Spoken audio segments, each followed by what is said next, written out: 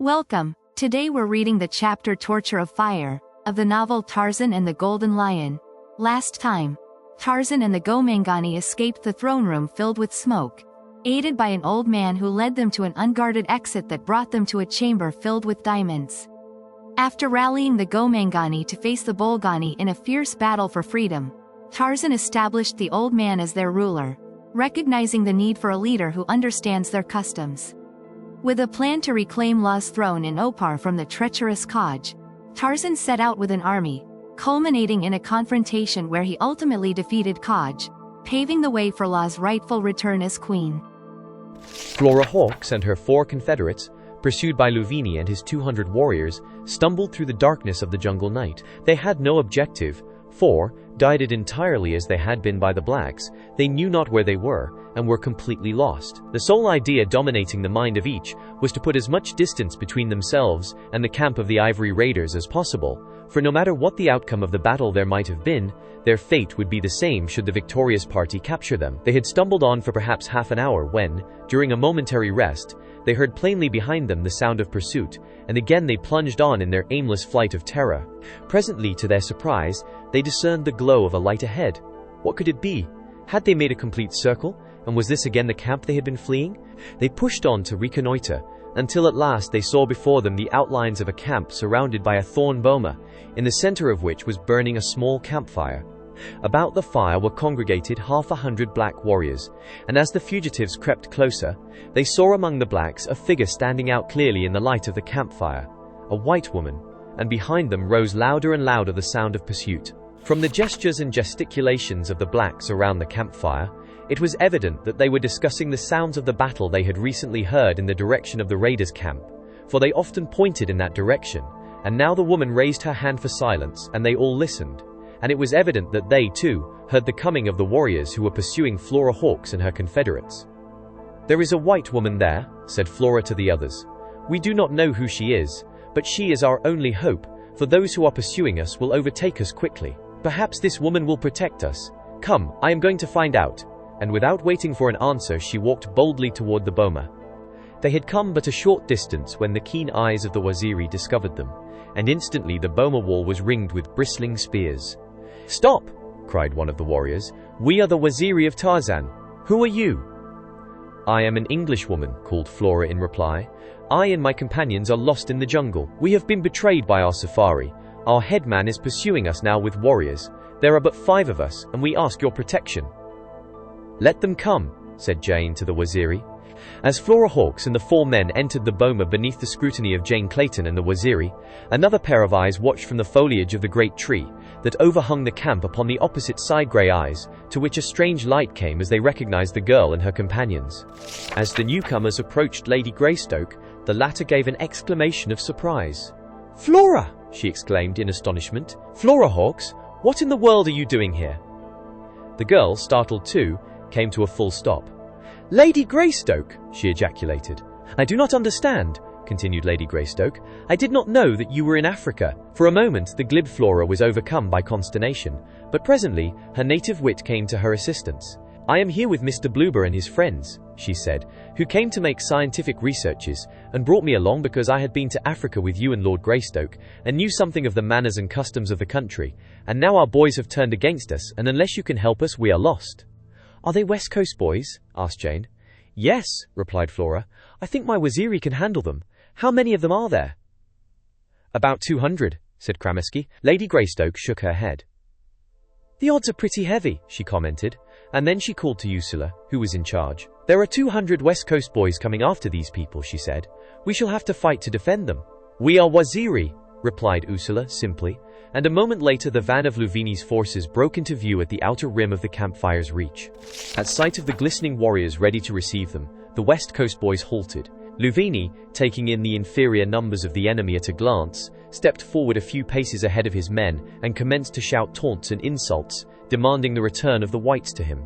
He accompanied his words with fantastic and grotesque steps, at the same time waving his rifle and shaking his fist. Presently his followers took up the refrain until the whole band of 200 was shrieking and yelling and threatening, the while they leaped up and down as they worked themselves into a frenzy of excitement that would impart to them the courage necessary for the initiating of a charge. The Waziri, behind the boma wall, schooled and disciplined by Tarzan of the Apes, had long since discarded the fantastic overture to battle so dear to the hearts of other warlike tribes and, instead, stood stolid and grim awaiting the coming of the foe. "They have a number of rifles," commented Lady Greystoke. "That looks rather bad for us." "There are not over half a dozen who can hit anything with their rifles," said Krasky. "You men are all armed. Take your places among my waziri.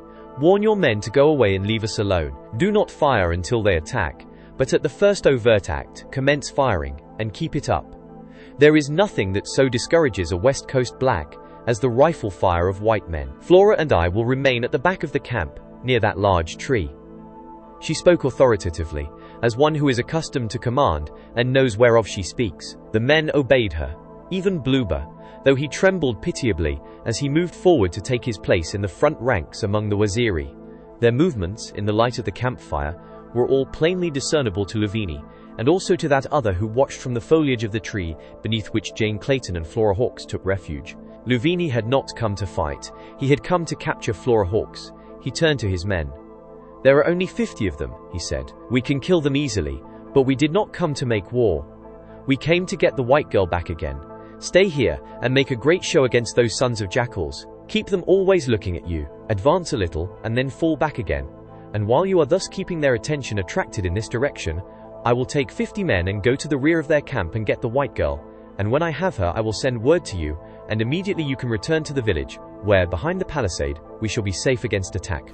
Now this plan well suited the West Coast blacks, who had no stomach for the battle looming so imminent, and so they danced and yelled and menaced more vociferously than before, for they felt they were doing it all with perfect impunity, since presently they should retire, after a bloodless victory, to the safety of their palisade. As Lavinie, making a detour, crept through the concealment of the dense jungles to the rear of the camp, while the din of the West Coast blacks arose to almost deafening proportions, there dropped suddenly to the ground before the two white women from the tree above them, the figure of a white giant, naked except for loincloth and leopard skin, his godlike contour picked out by the flickering light of the beast fire. "John!" exclaimed Lady Greystoke. "Thank God it is you!" "Shh!" cautioned the white giant, placing a forefinger to his lips, and then suddenly he wheeled upon Flora Hawkes. "It is you I want!" he cried, and seizing the girl he threw her lightly across his shoulders, and before Lady Greystoke could interfere, before she half realized what had occurred, he had lightly leaped the protecting boma in the rear of the camp and disappeared into the jungle beyond. For a moment Jane Clayton stood reeling, as one stunned by an unexpected blow, and then, with a stifled moan, she sank sobbing to the ground, her face buried in her arms. It was thus that Lavinie and his warriors found her, as they crept stealthily over the boma and into the camp in the rear of the defenders, upon the opposite side of the beast fire. They had come for a white woman, and they had found one, and roughly dragging her to her feet, smothering her cries with rough and filthy palms, they bore her out into the jungle toward the palisaded village of the Ivory Raiders. 10 minutes later, the white men and the waziri saw the West Coast blacks retire slowly into the jungle, still yelling and threatening, as though bent on the total annihilation of their enemies. The battle was over without a shot fired or a spear hurled. "Blime," said Throck. "What was all the bloomin' fuss about anyhow? I thought they was gonna heat us up, and the blighters never done nothing but yell, and here we are, and that's that." The Jew swelled out his chest. "It takes more as a bunch of niggers to bluff Adolf Bluber," he said pompously. Krasky looked after the departing blacks, and then, scratching his head, turned back toward the campfire. "I can't understand it," he said, and then, suddenly, "Where are Flora and Lady Greystoke?" It was then that they discovered that the two women were missing. The waziri were frantic. They called the name of their mistress aloud, but there was no reply. "Come," cried Ursula, "we the waziri shall fight after all." And running to the boma he leaped it, and followed by his 50 blacks, set out in pursuit of the West Coast boys. It was but a moment or two before they overtook them, and that which ensued resembled more a rout than a battle. Fleeing in terror toward their palisade with the waziri at their heels, the West Coast blacks threw away their rifles that they might run the faster.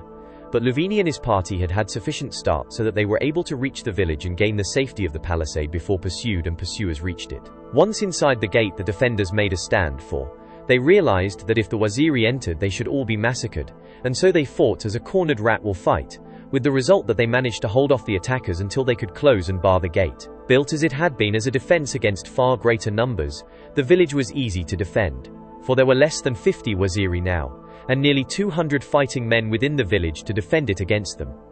Realizing the futility of blind attack, Ursula withdrew his forces a short distance from the palisade, and there they squatted, their fierce, scowling faces glaring at the gateway, while Ursula pondered schemes for outwitting the enemy, which he realized he could not overcome by force alone. "It is only Lady Greystoke that we want," he said. "Vengeance can wait until another day."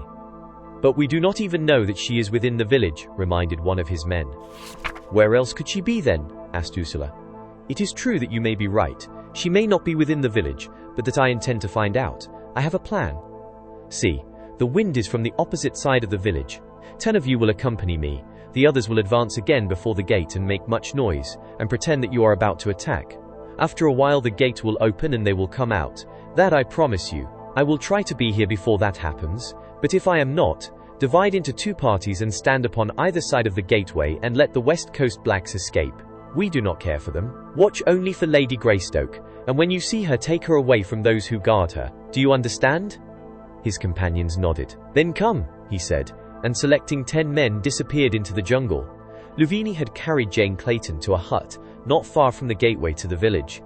Here he had bound her securely and tied her to a stake, still believing that she was Flora Hawkes, and then he had left her to hurry back toward the gate that he might take command of his forces in defense of the village. So rapidly had the events of the past hour transpired that Jane Clayton was still half dazed from the series of shocks that she had been called upon to endure. Dwarfing to nothingness the menace of her present position was the remembrance that her Tarzan had deserted her in her hour of need and carried off into the jungle another woman. Not even the remembrance of what Ursula had told her concerning the accident that Tarzan had sustained, and which had supposedly again affected his memory, could reconcile her to the brutality of his desertion, and now she lay, face down, in the filth of the Arab hut, sobbing as she had not for many years. As she lay there torn by grief, Ursula and his 10 crept stealthily and silently around the outside of the palisade to the rear of the village. Here they found great quantities of dead brush left from the clearing which the Arabs had made when constructing their village. This they brought and piled along the palisade, close against it, until nearly 3/4 of the palisade upon that side of the village was banked high with it. Finding that it was difficult to prosecute their work in silence, Ursula dispatched one of his men to the main body upon the opposite side of the village, with instructions that they were to keep up a continuous din of shouting to drown the sound of the operations of their fellows. The plan worked to perfection, yet even though it permitted Ursula and his companions to labor with redoubled efforts, it was more than an hour before the brush pile was disposed to his satisfaction. Louvini, from an aperture in the palisade, watched the main body of the Waziri, who were now revealed by the rising of the moon, and finally he came to the conclusion that they did not intend to attack that night, and therefore he might relax his watchfulness and utilize the time in another and more agreeable manner. Instructing the bulk of his warriors to remain near the gate and ever upon the alert, with orders that he be summoned the moment that the Waziri showed any change in attitude, Louvini repaired to the hut in which he had left Lady Greystoke. The black was a huge fellow, with low, receding forehead and prognathous jaw, a type of the lowest form of African Negro. As he entered the hut with a lighted torch which he stuck in the floor, his bloodshot eyes gazed greedily at the still form of the woman lying prone before him. He licked his thick lips and, coming closer, reached out and touched her. Jane Clayton looked up, and recoiling in revulsion shrank away. At sight of the woman's face, the black looked his surprise. "Who are you?" he demanded in the pidgin English of the coast. "I am Lady Greystoke, wife of Tarzan of the Apes," replied Jane Clayton. "If you are wise, you will release me at once." Surprise and terror showed in the eyes of Louvini, and another emotion as well, but which would dominate the muddy brain it was difficult, then, to tell. For a long time he sat gazing at her, and slowly the greedy, gloating expression upon his face dominated and expunged the fear that had at first been written there, and in the change Jane Clayton read her doom. With fumbling fingers, Louvini untied the knots of the bonds that held Jane Clayton's wrists and ankles. She felt his hot breath upon her, and saw his bloodshot eyes and the red tongue that momentarily licked the thick lips. The instant that she felt the last thong with which she was tied fall away, she leaped to her feet and sprang for the entrance to the hut, but a great hand reached forth and seized her, and as Louvini dragged her back toward him, she wheeled like a mad tigress and struck repeatedly at his grinning, ugly face. By brute force, ruthless and indomitable, he beat down her weak resistance, and slowly and surely dragged her closer to him. Oblivious to aught else, deaf to the cries of the Waziri before the gate, and to the sudden new commotion that arose in the village, the two struggled on, the woman, from the first, foredoomed to defeat. Against the rear palisade, Ursula had already put burning torches to his brush pile at half a dozen different places. The flames, fanned by a gentle jungle breeze, had leaped almost immediately into a roaring conflagration, before which the dry wood of the palisade crumbled in a shower of ruddy sparks, which the wind carried to the thatched roofs of the huts beyond, until in an incredibly short period of time the village was a roaring inferno of flames. And even as Ursula had predicted, the gate swung open, and the West Coast blacks swarmed forth in terror toward the jungle. Upon either side of the gateway the Waziri stood, looking for their mistress, but though they waited and watched in silence until no more came from the gateway of the village, and until the interior of the palisade was a seething hell of fire, they saw nothing of her. Long after they were convinced that no human being could remain alive in the village, they still waited and hoped. But at last Ursula gave up the useless vigil. "She was never there," he said, "and now we must pursue the blacks, and capture some of them, from whom we may learn the whereabouts of Lady Greystoke." It was daylight before they came upon a small band of stragglers, who were in camp a few miles toward the west. These they quickly surrounded, winning their immediate surrender by promises of immunity in the event that they would answer truthfully the questions that Ursula should propound. "Where is Louvini?" demanded Ursula, who had learnt the name of the leader of the West Coast boys from the Europeans the evening before.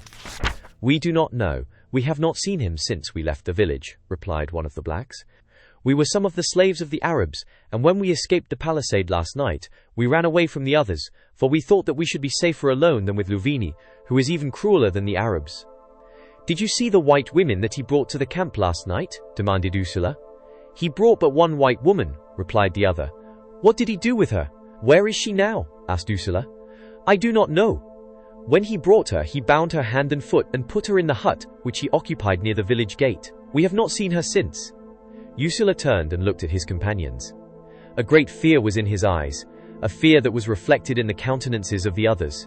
"Come," he said, "we shall return to the village, and you will go with us," he added, addressing the West Coast blacks. "And if you have lied to us," he made a significant movement with his forefinger across his throat. "We have not lied to you," replied the others. Quickly they retraced their steps toward the ruins of the Arab village, nothing of which was left save a few piles of smouldering embers. "Where was the hut in which the white woman was confined?" demanded Ursula, as they entered the smoking ruins. "Here," said one of the blacks, and walked quickly a few paces beyond what had been the village gateway. Suddenly he halted and pointed at something which lay upon the ground. "There," he said, "is the white woman you seek." Ursula and the others pressed forward. Rage and grief contended for mastery of them as they beheld, lying before them, the charred remnants of a human body. "It is she," said Ursula, turning away to hide his grief as the tears rolled down his ebon cheeks. The other Waziri were equally affected, for they all had loved the mate of the big Bwana. "Perhaps it is not she," suggested one of them. "Perhaps it is another." "We can tell quickly," cried a third. "If her rings are among the ashes, it is indeed she." And he knelt and searched for the rings which Lady Greystoke habitually wore. Ursula shook his head despairingly. "It is she," he said. "There is the very stake to which she was fastened." He pointed to the blackened stub of a stake close beside the body. "And as for the rings, even if they are not there, it will mean nothing, for Louvini would have taken them away from her as soon as he captured her. There was time for everyone else to leave the village except she, who was bound and could not leave. No, it cannot be another." The Waziri scooped a shallow grave and reverently deposited the ashes there, marking the spot with a little cairn of stones. The golden lion, with 2 mighty bounds, was upon the high priest. Did you enjoy today's chapter of Tarzan and the Golden Lion? Why not subscribe and ring the bell?